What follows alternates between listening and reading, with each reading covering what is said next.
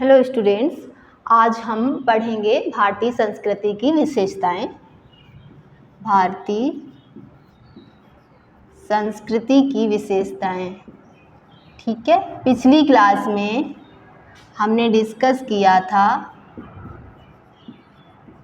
संस्कृति और सभ्यता को, ठीक है। लास्ट क्लास में जो हमारी 2 क्लासेस हुई हैं कल्चर पर, उसमें कल्चर पे भी हमने डिस्कस कर लिया है, हमने सिविलाइजेशन पे भी डिस्कस कर लिया है। अब हम देखने जा रहे हैं भारतीय संस्कृति की विशेषताएं, ठीक है। ये भी हमारे MA फर्स्ट ईयर के जो है वो सेकेंड पेपर में जाएगा, ठीक है। चलिए पढ़ते हैं। अच्छा, हम पहले जब हम विशेषताओं की बात करें इससे पहले एक इम्पॉर्टेंट चीज़ है, उसको थोड़ा सा देख लेते हैं कि जो कल्चर है वो कितने पार्ट में डिवाइड है, ठीक है। भाग कितने हैं संस्कृति के, तो देख लेते हैं। जो कल्चर है 2 भागों में रहता है। कौन कौन सा? एक तो मटेरियल और दूसरा नॉन मटेरियल।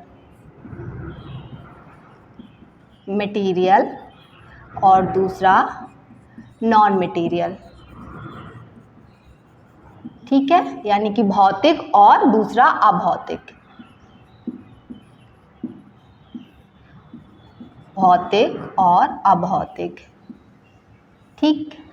अब जरा देख लेते हैं मटेरियल में क्या आता है। मटेरियल कल्चर में क्या आता है? ये जो है ये टेंजिबल होता है।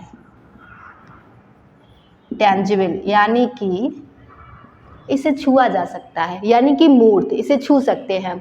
और ये होता है, ये नॉन टेंजिबल होता है। नॉन टेंजिबल,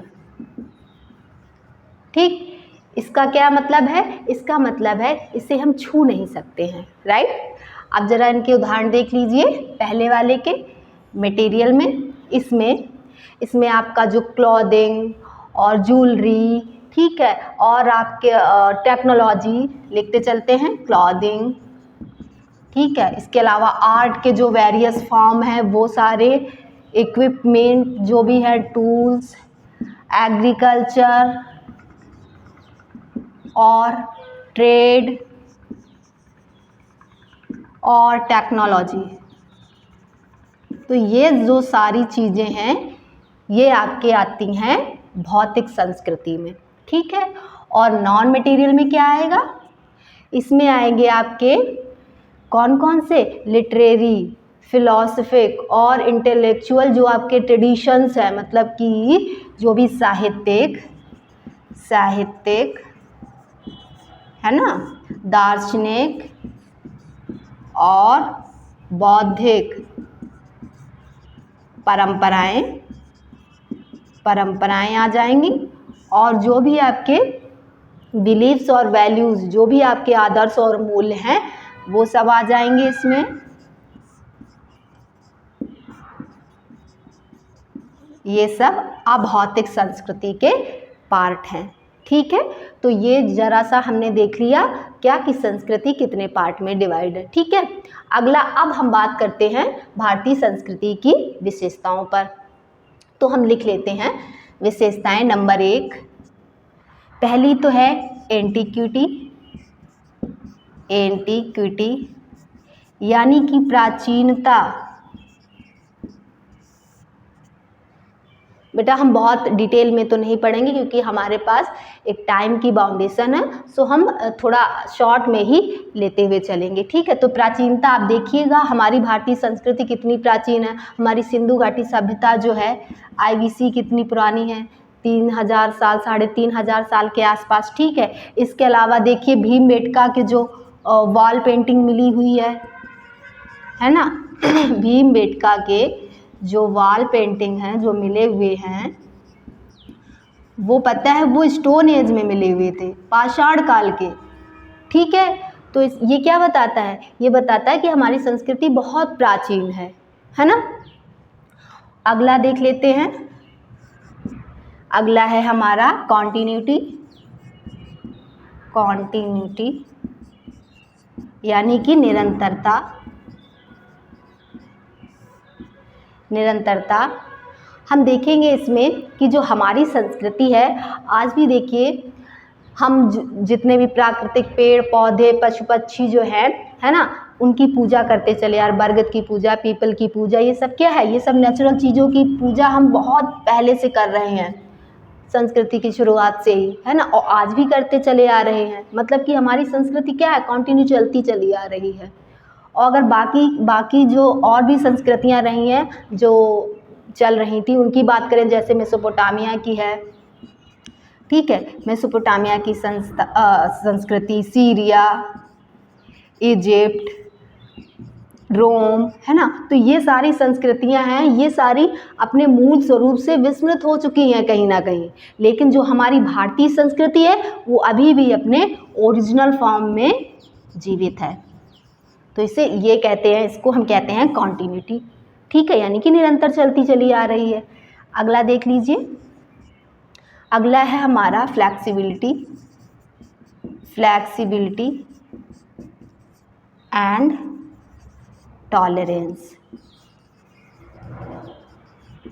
यानी कि लचीलापन और सहिष्णुता।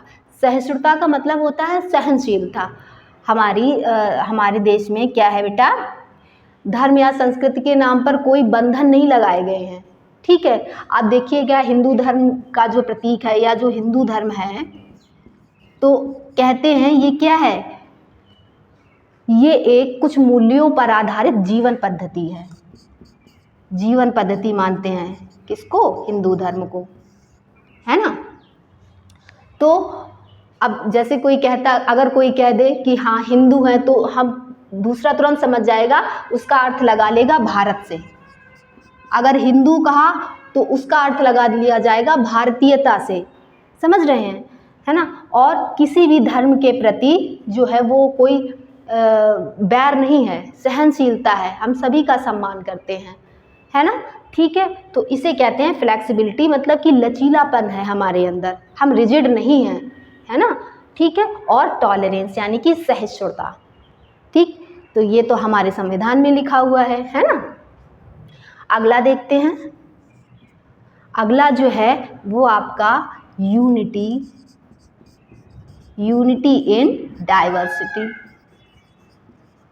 यानी कि अनेकता में एकता। हमारे देश में कितने सारे धर्मों के लोग रहते हैं, हिंदू, मुस्लिम, जैन, बौद्ध, पारसी, ठीक है, सिख, लेकिन क्या है, हम कैसे रहते हैं, हम बहुत ही यूनिटी में रहते हैं, हम एकता के साथ रहते हैं, ठीक है। और है क्या, केवल धर्म के आधार पर ही नहीं, केवल रिलीजन ही नहीं है जिस पे हम, मतलब हमारे यहाँ भिन्नता है। हमारे यहाँ चाहे आप भौगोलिक देख लो, जियोग्राफिकल भिन्नता भी है, हिमालय से लेकर हिंद महासागर तक हम अलग अलग भौगोलिक प्रदेशों में बटे हुए हैं, है ना। हमारे यहाँ आर्थिक भिन्नता है, हमारे यहाँ सामाजिक भिन्नता है, कितने एथनिक ग्रुप्स के लोग रहते हैं, ठीक है, कितनी सारी भाषाएं बोली जाती हैं, है ना। लेकिन क्या है, ओवरऑल हम क्या हैं, ओवरऑल हम इंडियन हैं, ठीक है। तो ये हमारी भारतीय संस्कृति की एक बहुत ही महत्वपूर्ण विशेषता है ना। अच्छा, हम यहाँ पर जितनी भी विशेषताएं लिखेंगे, इसका मतलब केवल ये ही नहीं है, आप इसमें और भी ऐड ऑन कर सकते हैं, ठीक है। तो हमने क्या क्या देख लिया, हमने देख लिया प्राचीनता, हमने देख लिया निरंतरता, हमने देख लिया लचीलापन और सहिष्णुता, ठीक है, सहिष्णुता, और हमने देख लिया अनेकता में एकता।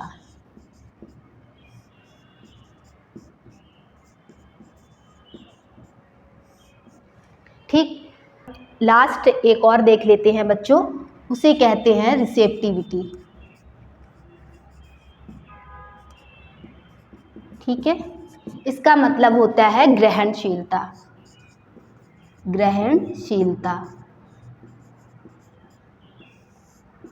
ठीक। इसका मतलब ये है कि हमारे देश में कई आक्रमण हुए प्राचीन काल से, शक, कुषाण, है ना, हूण और तुर्की और मुगल, है ना, जिसके बाद हमारे यहाँ इस्लाम कल्चर आया।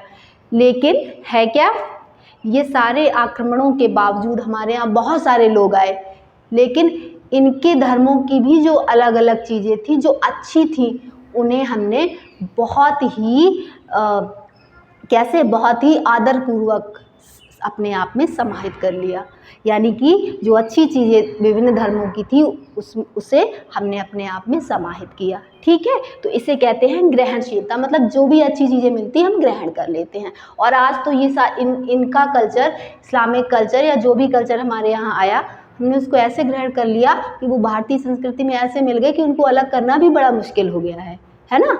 ठीक है, तो चलो बच्चों आज की क्लास यहीं तक रखते हैं, मिलते हैं नेक्स्ट क्लास में एक दूसरे टॉपिक के साथ। Thank you.